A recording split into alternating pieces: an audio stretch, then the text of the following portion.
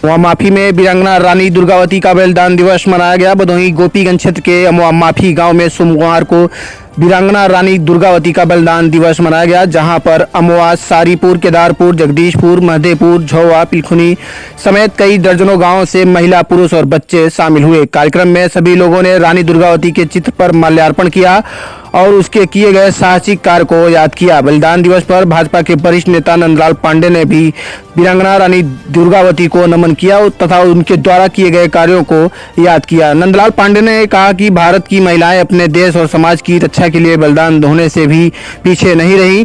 कहा कि आज भी देश की महिलाएं और बेटियां देश की वीरांगनाओं से सीख लें और देश की एकता अखंडता के लिए सदैव तत्पर रहे। कार्यक्रम में अन्य वक्ताओं ने भी रानी दुर्गावती के बारे में लोगों को विस्तार से बताया। कहा कि रानी दुर्गावती ने अपने दुश्मनों के दांत खट्टे करके एक मिसाल पेश की और दुश्मन के हाथ मरने की जगह वीरांगना रानी दुर्गावती ने अपने ही हाथों से खुद को बलिदान करके भारत की नारियों के लिए मिसाल पेश की। कार्यक्रम में नंदलाल पांडे, मुकेश गौड़, बलराम गौड़, विनोद गौड़, राजधर गौड़, सुखदेव गौड़, धीरज, जयशंकर, राकेश, लालजी विकास, ओम प्रकाश और आनंद गौड़ समेत भारी संख्या में लोग मौजूद रहे।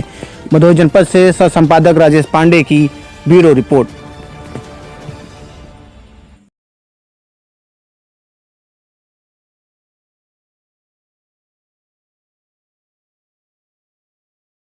दुर्गावती जी की पुण्य वो है, शहीदी दिवस है, क्या कहना चाहेंगे इस कार्यक्रम के लिए? हम यही कहना चाहेंगे कि जो हमारे समाज के लोग हैं, इनके पद चिन्हों पर चल करके संघर्ष, न्याय, समरसता, संस्कार का एक ऐसा स्वरूप स्थापित करें जिससे परिवार में, समाज में, क्षेत्र में, प्रदेश में, देश में एक विकास की धारा बहे और संघर्ष करके लोगों को न्याय मिले।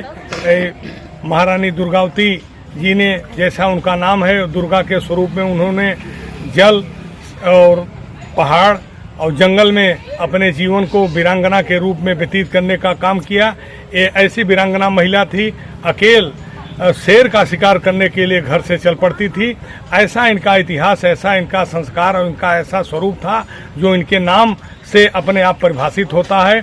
दुर्गावती का मतलब दुर्गा ऐसा है कि अपने आप में पूर्ण, जहाँ भी कहीं भी किसी प्रकार की कटुता, किसी भी प्रकार का अगर कोई भी अत्याचारी, दुराचारी या आतताई अपने को प्रबल करने का काम किया तो उसको माँ दुर्गा ने समाप्त करने का काम किया।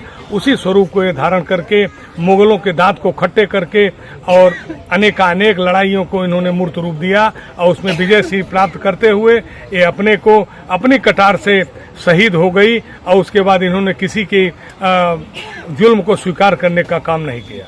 महिलाओं को क्या इनसे शिक्षा लेनी चाहिए? महिलाओं को इनसे यही शिक्षा लेना चाहिए कि वास्तव में हमें स्वावलंबी बनना चाहिए।